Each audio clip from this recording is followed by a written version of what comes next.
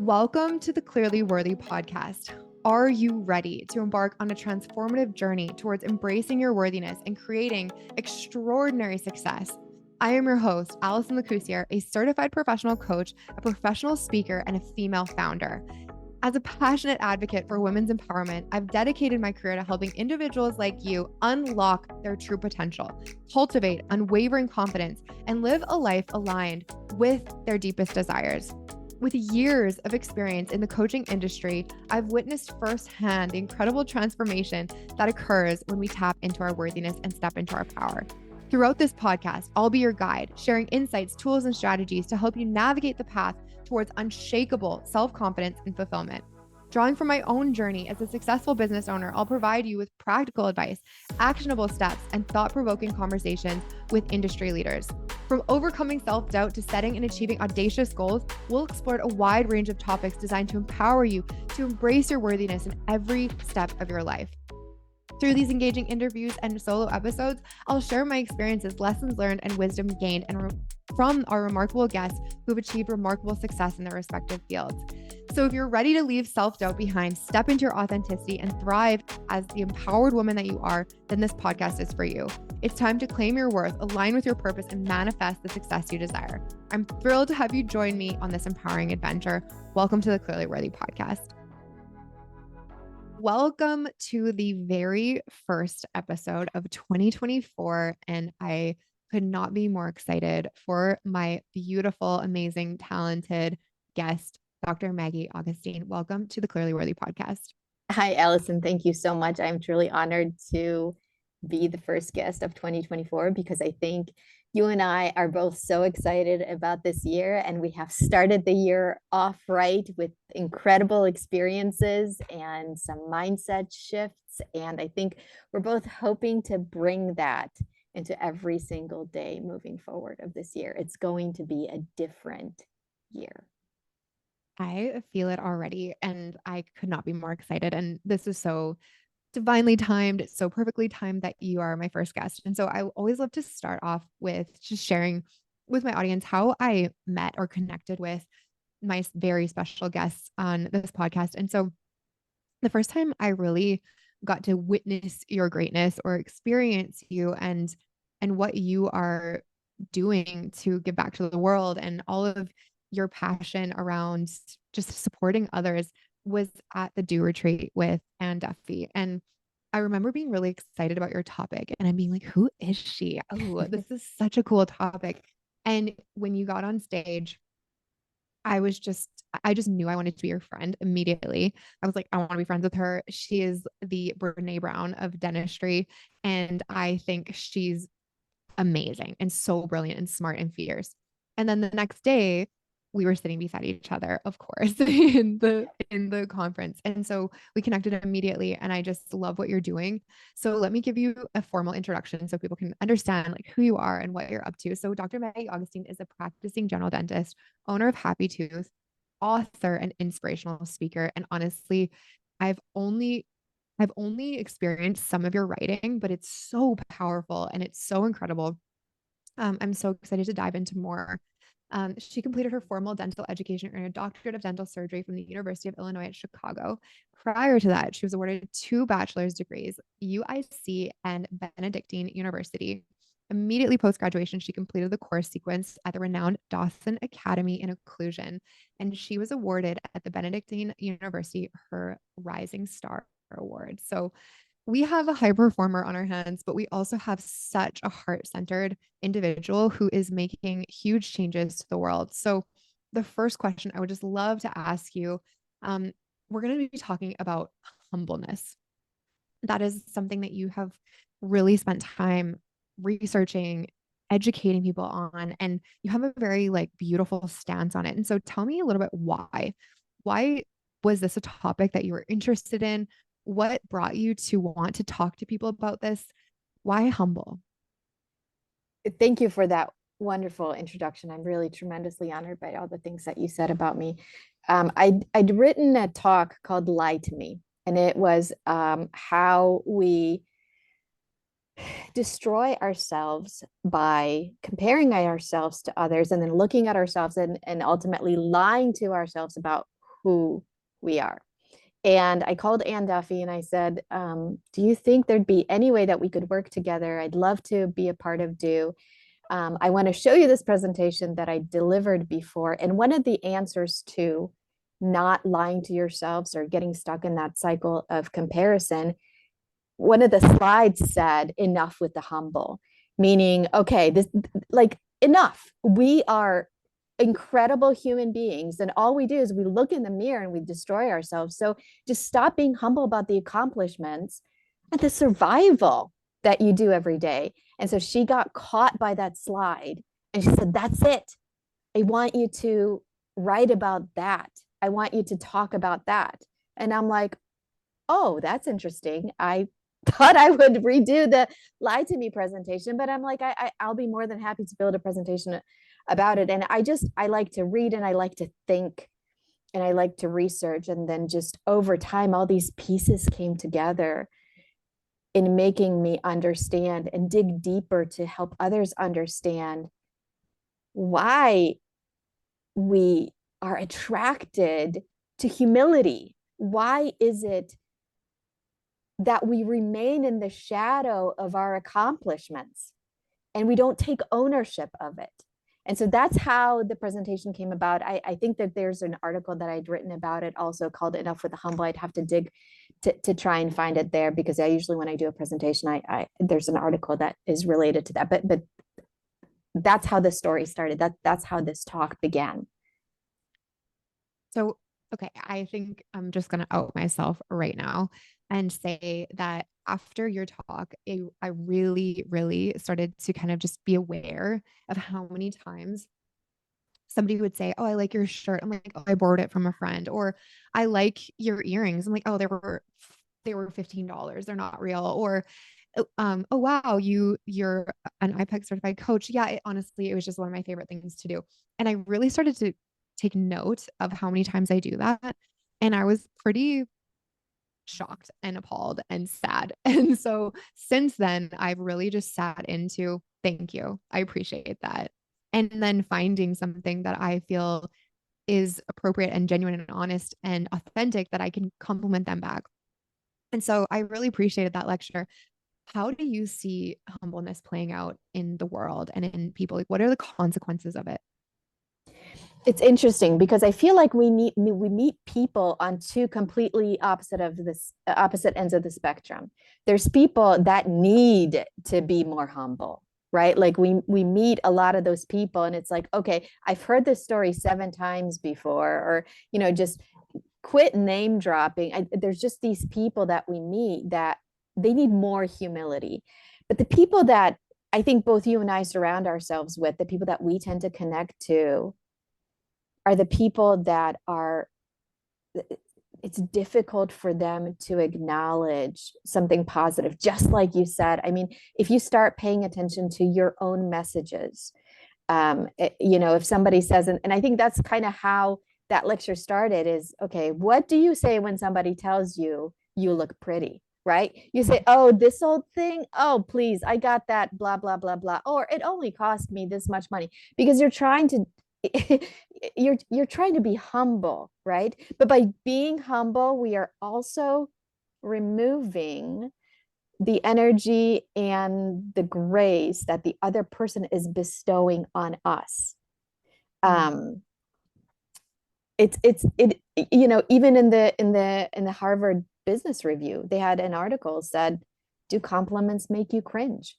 And so that's kind of where some of this plays in. So I feel like there's a lot of people on the opposite sides of the spectrum. There's a lot of people that are just so humble and they're so pushed into humility.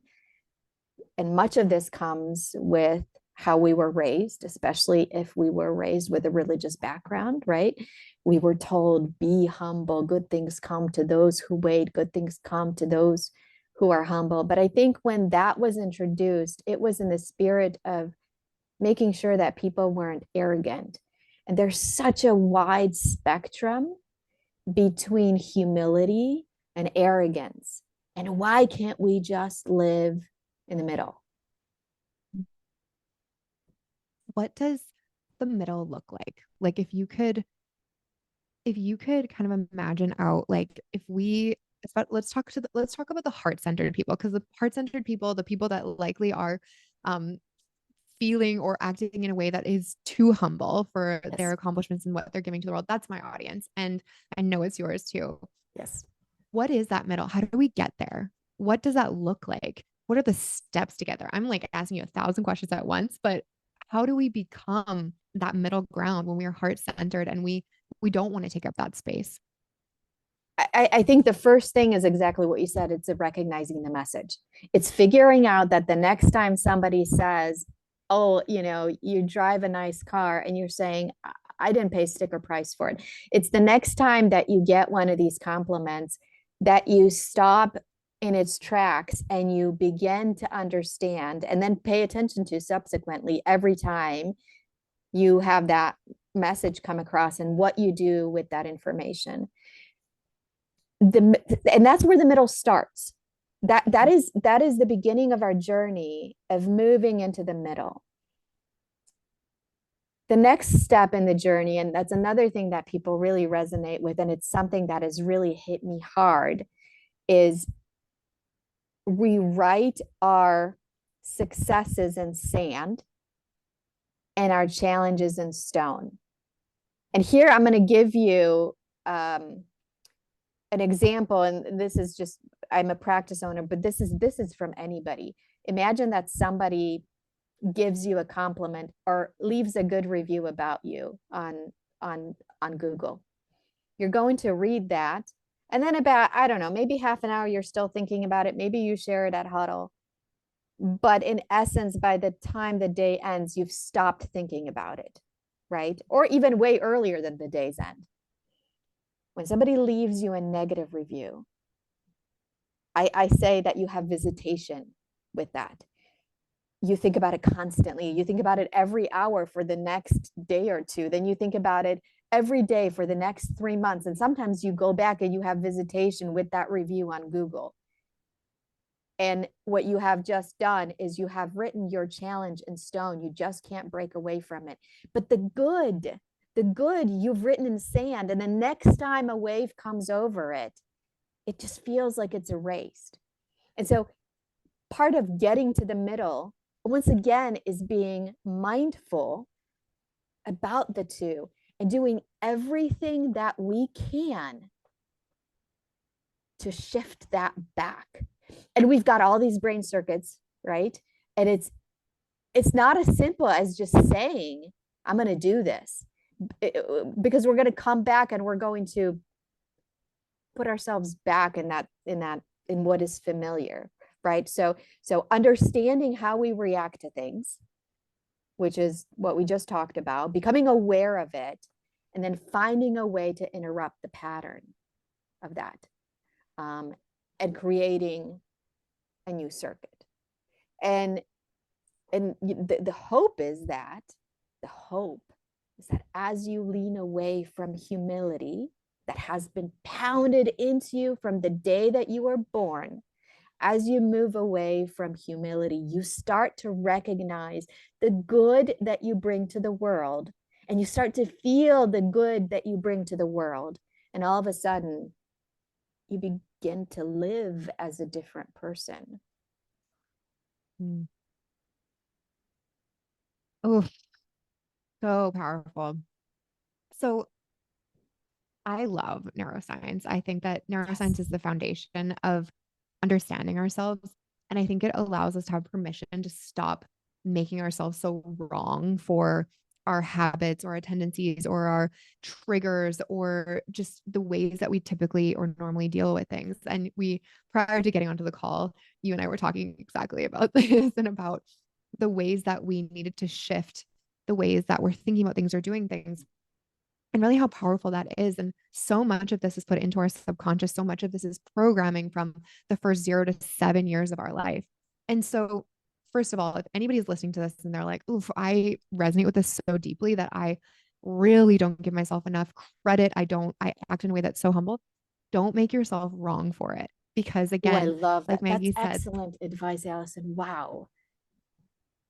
because it's something that it's programmed in us. It's almost like one of my favorite ways, my favorite kind of metaphor of our neural pathway is that our brain is almost like an unshoveled sidewalk, like there's snow on it.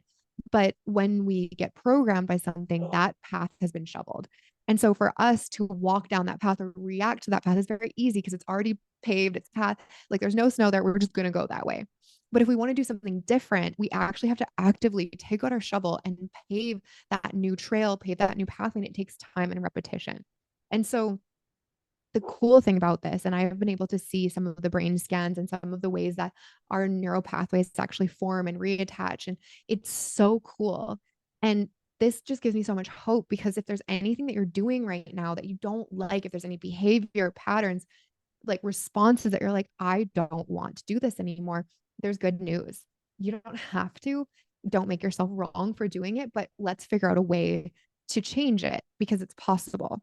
So when you talk about interrupting the pattern, what would you say are the ways that we can do that? What are some pattern interrupts that we can have to start to shovel the new sidewalk to the self that embraces the greatness inside of us? There's a lot of great books about this. The 5 a.m. Club and Atomic Habits are books that I think everybody should read, and they talk to you about how to create change. And this is a little bit like that in terms of being able to create change. I mean, how do you create change when you've known just this one thing the entire way? And they talk to you. Well, the one thing that I remember that helped me a lot was attaching one habit to another really well-formed habit. Okay. But the thing that has helped me the most, and I noticed this when I changed where my desk was positioned in my office. Okay. So like, you know how you're going on autopilot, like sometimes you're even driving and you end up wanting to go to a store and you end up coming to work because you're like, oh shoot, I should have turned, right? Like it's just autopilot. So we underestimate how much we are on autopilot.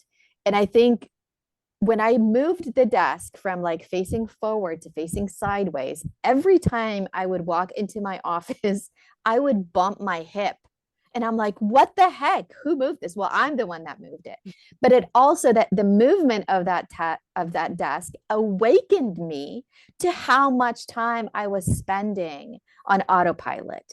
Because yes, I mean, we can talk about it. Okay, well, we need a mindset. Well, we need to be more mindful. We need to meditate. Yes, all of those things. But that doesn't mean that, how do you awaken that, right? How do you reawaken to being mindful and in the moment? Well, if you start moving some furniture around and you start bumping into some things, it's going to reawaken you to how much time you're spending following those pathways that you now want to change. I love this. So good. So, what have been some of the ways that, like, outside of moving your furniture, what have been some of the ways that you've been able to start to see some like results in that shift?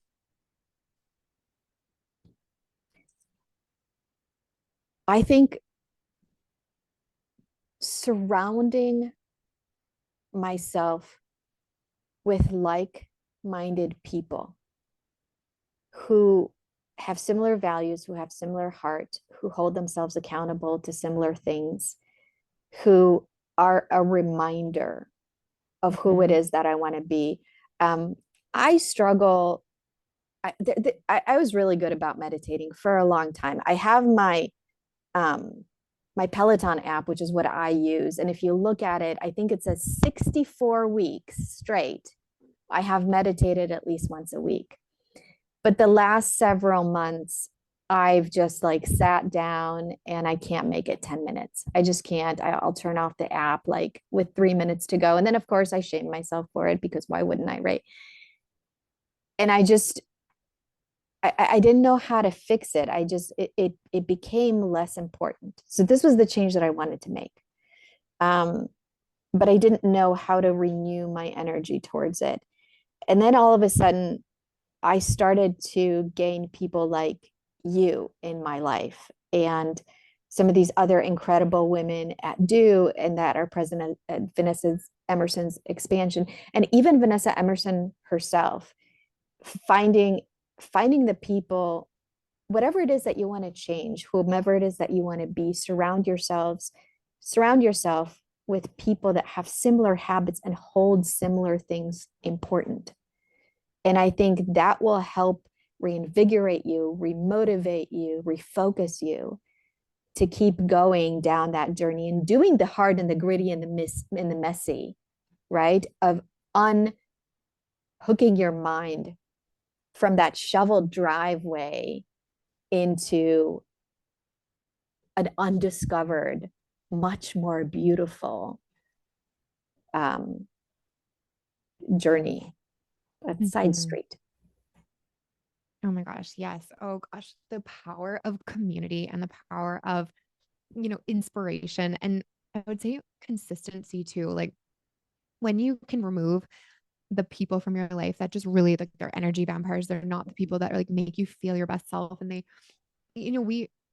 I'm sure you've experienced this at some point where you go for dinner with someone and then you realize like we're not talking about things that like are positive or uplifting. And then you leave that and you're like, I feel down regulated instead of upregulated from this. The faster you can like lovingly thank them for being a part of your life and just, don't break up with them. You don't have to call them and be like, you're an energy vampire. I don't want to hang out with you anymore. But just like let them go and then attach and spend time with people that are inspiring to you. I see such a remarkable change in my life and the ability to be the person, the woman that I want to be. And I would say one of the things that I've done pretty successfully over this last year, starting my business and wanting to be very successful and being an achiever and all of these things, I got into the tendency and the comparison trap, like you mentioned earlier. And I used other people's success as like evidence that I wasn't doing enough or I wasn't strong enough or good enough or, powerful enough or whatever enoughness we want to insert into that. And I don't remember what exactly was the shift for me, but I think it was maybe even starting this podcast and interviewing some of the most successful and inspiring and brilliant and beautiful women that I know, and just hearing their journeys and their challenges and really recognizing, instead of comparing myself to them, I'm so inspired and I'm so proud of them and I'm so happy for them. And that their success doesn't make me less successful. It actually makes me more because they're showing me what's possible and I get to be in their energy. So this last little while, I've just like really felt the sense of love for other women and for the women that have this like higher levels of success or achievement or the things that I want to grow into one day, instead of feeling this like, one day I hope I get to be like that kind of energy. And it's been amazing what has happened for me in my life. I am getting chills because this kind of reminds me a little bit of the story that I shared with you, and I can connect very deeply to what you're saying. I remember the first time I heard about who you were. I remember thinking, this woman is incredibly successful. She's beautiful. She's young and she's so far ahead of me. How? What is the point of me doing anything if I'm never going to be Allison? Right. And then and then I met you, and I remember at Do meeting you in person was one of these moments in my life that women like you were no longer my competition. We were in communion together to serve. And that mind shift also helps you find a lot of grace for yourself, and it gets you out of the comparison trap. But the only way for you to get to that point is to find your people, is to surround yourself with the people that are your people. When you stop feeling comparison, competition, a sense of self-loathing by standing next to somebody else, when you don't feel that anymore, you know you're with the right people. Yes. And then the other thing that was incredibly powerful at Do, which is dental entrepreneur woman, was when Anne makes us, quote unquote, makes us get our strengths and understand our strengths. And when you understand who you are and why you do the things that you do, all of a sudden you find so much more acceptance for it and a reduction in humility. Like, I am a pain in the behind. I pay so much attention to detail. And I did not know that until I took the strengths test. And so I come into work and I keep finding what people would say mistakes in other people's work. And nobody likes that. Until I presented to my team, I said, you know what, guys, I just figured out why I do that. It's not because I hate you. It's not because I'm trying to show you that you're not good at what you do. It's because my brain is wired to find inconsistencies everywhere. Like, that is the attention to detail that I have been blessed with. And every time I do, it's a reflection of who I am and not of what you've done. And even that conversation in and of itself has really changed the dynamic in our office. Oh my gosh, I can imagine. I love that. I actually have my strengths. I'm gonna pull it out for us. I have my strengths like little worksheet or like Those are namesake here. amazing. Yeah. And mine was activator. And when I've spent a lot of my like early life being like, what is my greatest purpose? What is my greatest gift? Like, how do I bring that to the world? And when I sat in my very first day of my coaching certification at IPEC in Boston, I remember thinking like, oh my gosh, like this is what I'm meant for. And it's because as an activator, my greatest strength is like inspiring and instilling like this sense of motion and taking action in others. And so that's exactly what a coach does, like grab and pull up and help people really see their greatness. And so you're 100% right. Find out what your strengths are, and your entire being and life and story and journey will make sense. And I think we can look at every single thing in our life like a gift, but when we're surrounded by the right people, it helps us see the gifts that we've been given rather than feel wrong or bad or shamed for them. So oh my gosh, I love what you're doing in the world. And I just think it's so powerful. And you do it in such a beautiful way where you're so eloquent and you're so passionate and your writing is just so clear. Like when you read your piece at the expansion conference, I felt so moved by it. So I want to know what is your greatest journey? Like what is the next couple of years look like for you? What does the next 5 years look like for you? When I could have said if, but I'm not intentionally, when you step into that like next level, highest, greatest version of you, because we're all expanding, we're all growing. And I know that you have a big mission for the world. And I see you like unfolding in these beautiful ways. What does that look like in its greatest expansion for you? Wow. Thank you. Allison led us through this incredible exercise at Vanessa Emerson's expansion, where we put down what she refers to as gremlins, which some of us would just call insecurities or heavyweight. And one of mine was, I had several. One of mine was, I'm too old. I'd recently read a book, and I read so much, it's difficult for me to remember which exact one, that said that we find our purpose in life 2/3 of the way down into our journey. And that information is helping me feel less old in the game. For me, when whatever it is that I'm looking most forward to, I have found 2/3 of the way, maybe not quite 2/3. Okay, let's pretend that I'm not. I found enough. I've had enough life experiences to now have found it, and it is. Again, enough with the humble, right? Like, I want to say I'm a good writer, but the truth is that if I take away the humility part of it, is that I believe I have a gift to say things that people are thinking in a way that it can move and emotionally affect them. And there's a reason why I have that gift. And this part of my journey is to figure out what to do with it. Ultimately, it is to make people feel less alone and have more grace and forgiveness and less shame, like you mentioned, for whatever it is that they are thinking and feeling and going through. I'm opening my heart to whatever the universe is going to take me, wherever God is going to put me, to try and use that talent and bring as much hope to people that might not feel hopeful. But I don't want to hang up the handpiece. I mean, I think this is probably not politically correct, but I am high when I'm in a patient's mouth. I mean, I just love what I do. And it's hard to leave such a wonderfully rewarding profession, at least partially, to try and step into something that scares me so much. Because Allison, what if I fail? And what if I'm not as successful as you? Right? Like that would have been my old thinking. But today, no.